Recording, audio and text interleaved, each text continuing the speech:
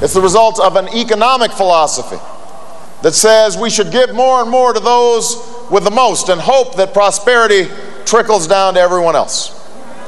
A philosophy that views even the most common sense regulations as unwise and unnecessary. And this economic catastrophe is the final verdict on this failed philosophy. A philosophy that we cannot afford to continue. Tucker Bounds is a spokesman for the McCain campaign and joins us now. Tucker, good to see you. Good to see you, Nora.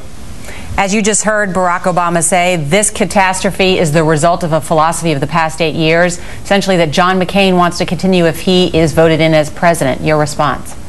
Well, I think that that's what he'd like to believe. I think he'd like to be able to make an easy claim and lay blame on those that have been in Washington over the course of the last 8 years. But let's not forget that he's been here for the last 3.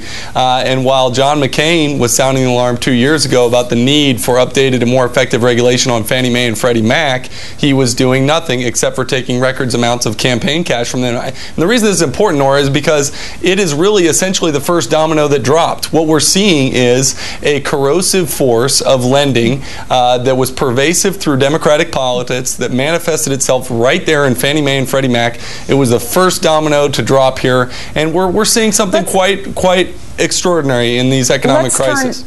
Let's turn to the way forward. The Republican National Committee put out a new ad. Let's watch it together.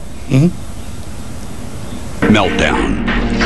Wall Street squanders our money, and Washington is forced to bail them out with, you guessed it, our money. Can it get any worse? Under Barack Obama's plan, the government would spend $1 trillion more, even after the bailout. $1 trillion.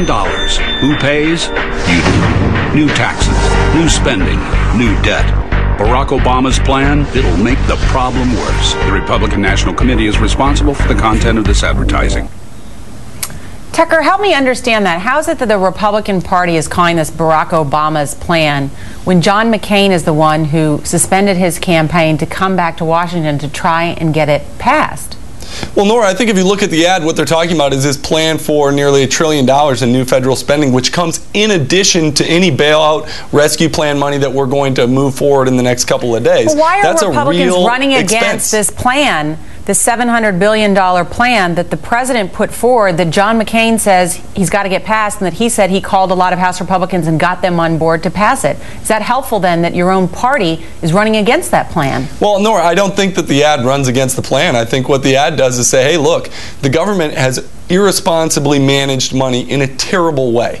Here they are forced to make a rescue plan so that they can save Main Street, middle-class Americans. But don't forget that on top of that, Barack Obama already has proposed $1 trillion in new spending, and that's just what they can account for. He's also got other additional plans that don't even have a specified price tag. So we're looking at a serious issue when you talk about the way the economy is going to move forward. Do you trust Barack Obama, who's already said he's going to tax capital formation, which would lead to declines in job growth, small business taxes on job growth? That's dangerous. And then when you couple it with nearly $1 trillion in new spending, no everyday middle-class American can say, when I'm strapped for cash, I think I should spend more with less. It doesn't make any sense. We heard Senator McCain yesterday attack Barack Obama for his response to the economic crisis. I want to play that. I know that many of you have noticed it's not my style to simply phone it in. I believe our leaders belong in the arena when our country faces a challenge, not on the road in a campaign. And I've never been afraid of stepping in to solve problems for the American people, and I'm not going to stop now.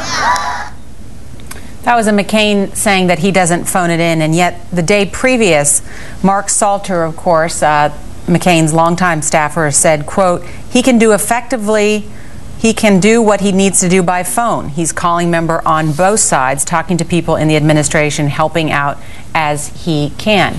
So can he phone it in, or can he not phone it in? It's an important controversy, Nora. But I will actually mention that I think we may have given Barack Obama too much credit, because there are reports this morning that he actually didn't phone it in and didn't call some of the key members of the Democratic caucus that ended up voting against this bill. And ultimately, I think some of the blame can be laid right at the feet of Barack Obama, but I'm hesitant to do so for this reason, which is there's a sensitive crisis, but people should look at what people are doing. Are they taking action, or are they on the campaign trail cynically making charges? I think last week what you saw was a lot of political gamesmanship and partisanship by Barack Obama, and a leader that was going to take action, which is John McCain, in the face of crisis. A lot of people say there was a failure of leadership all around on this. Do you know how many Arizona Republicans from John McCain's home state voted for this bill?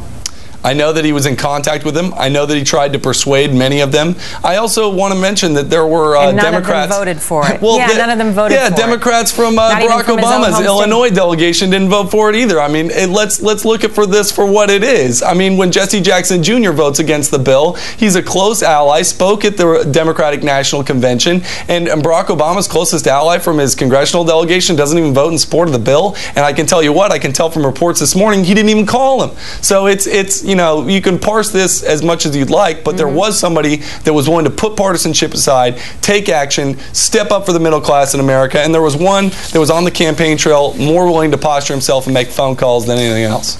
Tucker Bounds, great to have you on. Thanks so much for joining us. Thanks, Nora.